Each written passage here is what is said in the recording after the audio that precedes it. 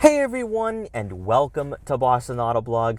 It has been a long time in the making, but I'm finally behind the wheel of the Mk8 GTI. This is all courtesy and huge thank you to Volkswagen of Norwood in Norwood, Massachusetts. I'll leave the link in the description below so you can check out their extensive Volkswagen inventory. Also, they currently have two Mk8s on the lot, so if you are interested in checking one out, come down, test drive it, and experience it for yourself and see if you like it.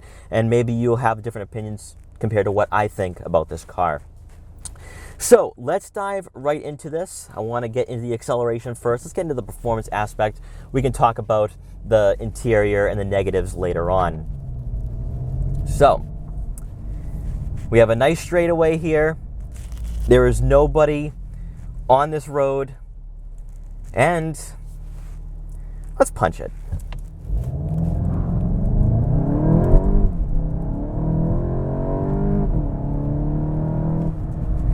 There's a bit more kickback in the acceleration. And like I said in the last video, which was very, very short for that test drive, that it feels as though the Mk8 is stage 1 tuned. It feels like that they put a lot more emphasis on the first 3 gears, which is what you notice in a stage 1 tuned GTI, where it's a little more edgy, a little more bitey off the line, and you feel that for the Mk8. It's a car that's quicker to respond, and really, I like the straight line performance. It is an upgrade, stock versus stock, over the Mk7 and 7.5. Now let's turn around here. Just want to do that straight away one more time.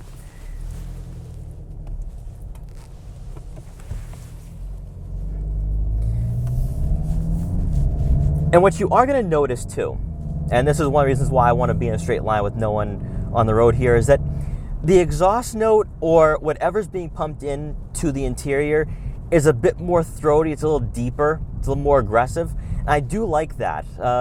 I'm not a huge fan of the sound of the Volkswagen GTI, or at least the sound that's being pumped into the interior. But this is a little deeper. It's a little more aggressive, and it feels a bit more dynamic. Now, when it comes to the steering wheel, obviously, the buttons are going to be subject to criticism just because they're not the best to use. I miss the physical buttons, but, you know, I know that most cars now have stuff like this, and I'm not going to go too overboard with it. What I will say, though, is that it's very easy to accidentally get into different menus and turn on different systems, and that's really where I feel that maybe the Mk7.5 is a little better when it comes to the interior. But what I do love is the fact you have a full digital gauge cluster. It's high quality, and it's what you expect for a car in 2021 or for a 2022 model. So I do think it's an upgrade in that regard. Now, the infotainment system, on the other hand, I have to say, it's difficult to use while driving because it's not really within arm's reach. But the one thing I don't like is the fact that with the volume and climate controls, it's not easy to use. I want dials. I miss the dials. And I talked about that with the ID4, where the climate control settings and the volume and tuning just isn't as easy as it once was. And I completely understand where a lot of critics are coming from when it comes to the infotainment system. That's where I will agree. I think the infotainment system is where it is a bit of a step backwards compared to the Mk7 and 7.5. But performance is why I'm here. Performance is why I want to experience this car, and I want to see how it does compare to the 7 and 7.5. And that's what we're going to do. We're going to get on the highway in a few seconds and hopefully get this on a twisty and winding back road, because I want to see if the handling is better. Now, as I said during the walk around review that I did for the Mk8, that it does feel Audi-like in here, that it feels a bit more upscale, not necessarily with the cloth seats. The cloth seats still make it feel a little more affordable and on the more cheaper side of things. Whereas the Autobahn trim, and you can get the Autobahn seats in the SE, I think provide a bit more bolstering. They keep you in place a bit more, whereas the cloth seats are not as aggressive. I don't think that's an upgrade or even a downgrade compared to the Mk7 and 7.5, but I do think that if you want a bit more confidence in the corners, you don't want to roll a bit in the seats, then go with the Autobahn trim. Now, road noise, it's not too bad. It doesn't really feel much different or sound different compared to the Mk7 and 7.5. However, what I will say though is that when it comes to the tire choice, you get the Bridgestones on the 19s, and you get the Pirelli P0 tires for the 18s. And honestly, I would just go with the Michelin Pilot 4S tires. They're not sponsored by Michelin, but I find that they're a bit more comfortable, a little softer, and you don't really get as much road noise in the car or the interior as you do with the Pirellis. And I've been driving this car around for about 20 minutes or so, and really I'm surprised that they haven't warmed up enough where the road noise is at least a little lower. But that's what I would say. If you are buying a Mk8 GTI, upgrade to Michelin's, do that immediately. But when it comes to the performance aspect, when it comes to the handling, we're going to get into that on this little off-ramp here. My feeling is that it's certainly more stiffer compared to the Mk7 and 7.5. And unfortunately, we have a driver who's too afraid to accelerate in the corners. And now I can't really get into the point that I'm making. But in my very short 5-minute test drive that I had driven in the Autobahn, you could feel the stiffness up front and the back. It felt more planted in the back, and it definitely gave me a lot more confidence to push the car more in the corners, where even with the stock 7.5, you feel the body roll and you can kind of feel the rear end not feel too planted. Whereas with the Mk8, it feels planted all around. I like the stiffness of the chassis, and I love the fact that Volkswagen and Audi are really focusing on that for this particular generation. You don't really get a increase or a significant boost in performance when it comes to the horsepower or the pound-feet of torque. You do feel it. It does feel like a Stage 1 tuned GTI, but when it comes to the handling though, that's where stock for stock, it's way better.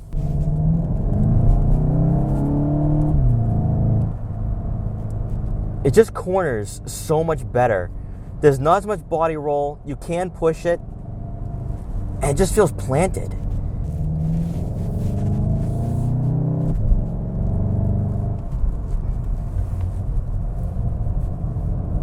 Far more responsive in the corners. It feels planted. The rear doesn't feel like it's kicking out there or really not feeling flat. It feels flat. Now, what I will say here is that driving this car around for about 30 minutes or so is that it feels a bit more dynamic.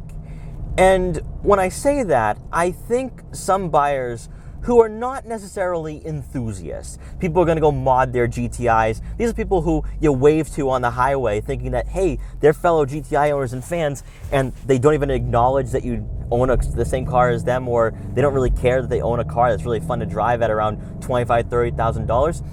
I will say this for certain. They're not going to like the Mk8. They're not going to like the fact that the interior has been modernized extensively, but they're also not going to like the fact that it has been more aggressive. They gave it more aggressive handling characteristics. They gave it more aggressive performance, and now it just feels more like a Stage 1 tuned car with a rear sway bar. That's what it feels like with the Mk8. Now, for me, I enjoy that. From a driving experience, from driving dynamics perspective, I love to see that. It's making my time behind the wheel far more enjoyable. It makes me feel as though that stock for stock, this is an upgrade. Now, as I've said on Instagram and Facebook, that I do think that if you have a heavily modified GTI, Mk7, 7.5, you're going to beg to differ. You're going to say, well, my generation is better, my car is better, the things I've done to it to make it better handling and more enjoyable in terms of a straight line acceleration, that to me is a better car. This isn't enough for me. And okay, I'll agree with you there. I've driven a Stage 2 GTI, and the handling is just unbelievable. Great autocross car if it's modded correctly. But for daily driving, for a car that's your daily driver, that you're going to commute to work in, and you're looking for a car that might be just a little edgier, maybe a step forward from what you currently own, then the Mk8 is an upgrade for sure. It's a shouldn't say significant. I got some comments on that when I posted on Instagram, but I do think it's an upgrade. But after this extensive test drive, what I like here is that it's definitely an improvement from the Mark 7.5. My biggest concern, and I don't know if I had touched on this in the last video, was that maybe the Mark 8 wasn't going to be too much of an improvement where you're like, oh, I have to upgrade to it. It's differentiating itself from the prior generation, and maybe, you know, Volkswagen just didn't do enough. I actually feel they've done enough to this car where it doesn't feel like the 7 or 7.5.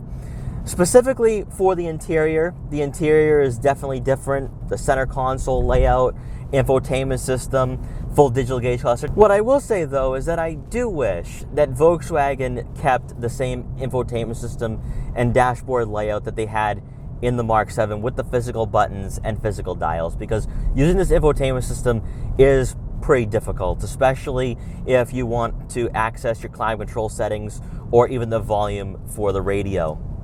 However, I love the full digital gauge cluster. I love the fact that it certainly is high quality. There's not a lot of digital gauge clusters like this on the market in its price range, and it makes you feel as though you are driving an Audi. And getting into the performance aspect, the handling, the suspension, I love the fact that it has been stiffened. The suspension is stiffer and the handling is better. The steering input is a lot more confidence inspiring, where you can throw it into the corners. And what I like the most too, and this is one thing that I may have to consider for my own GTI, it is the fact that it feels more flat in the corners, that it doesn't feel like the rear end is kind of lifting and you kind of feel that body roll. And that's one thing that maybe I had to fix on my car with the rear sway bar. But since they stiffened the chassis 5% up front and 15% for the rear, it feels so much better than the Mark 7 and 7.5 stock for stock. And that's the way I'm gonna leave it. Stock for stock, this car is better all around. I think it's a better daily driver. It's a better performance car. For owners of modified GTIs, you may beg to differ. You may say something a little different just because you're used to having a car that has been lowered, that has, you know, maybe spacers, maybe has the rear sway bar, and you have a car that's maybe a little more track oriented, has a more track oriented feel.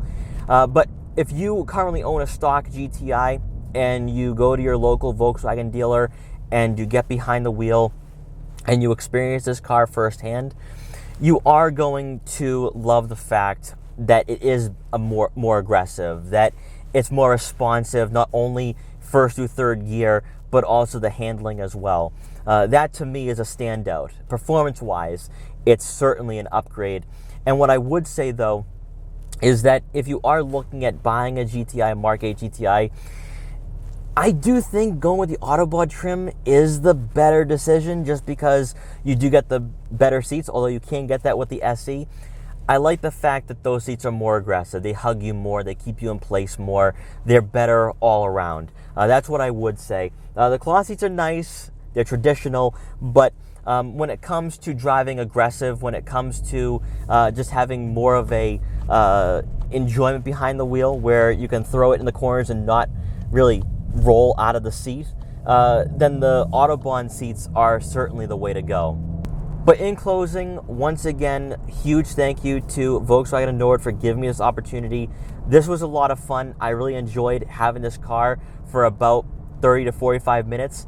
And what I will say here, as someone who owns a Mark 7 or 7.5, the Mark 8 GTI was not on my radar at all. I had no intentions of looking at it if I was to replace my GTI. But what I will say now, after experiencing this car twice, that the Mark 8 GTI is at least on the list of considerations, depending on my budget. If I'm willing to go all out, then I don't think the GTI is not right for me to upgrade to just another generation. But if I am looking to maybe sell a GTI for what I paid for, because the prices are kind of ridiculous right now, and maybe get an S or a less optioned SE, then it might be worth the while. It might be worth taking that investment and going and upgrading. But For me, I think the Mk8 GTI is certainly worth taking a look at if you can look past the buttons on the steering wheel and the infotainment system. After that, I think the car is better. The looks are subjective. That's why I didn't really touch on that, why I don't really go overboard with that, because I do think that it will age better with time. And, you know, when you look back on the Mk7 and the 7.5 and that legacy that that car had, people didn't like the Mk7 when it first came out. They said it was too big, that it was too much of a departure when it came to the looks compared to the Mk6 and Mk5. And I remember that when Car and Driver had put that video or put out their review for the first time. I remember seeing the comments on Facebook and people really didn't like it. Same thing with the Mk8. I think the Mk8 will find its own, and the fact that it is a bit more edgy, that it's a bit more fun, I think buyers are going to like it ultimately at the end of the day. So guys, thank you so much for joining me on this test drive. Please like, comment, share, and subscribe for more. Also, make sure to follow me on Instagram at Boston Autoblog so you can see what I'm up to and what vehicles I'll be featuring in the future. And I will see you guys next time.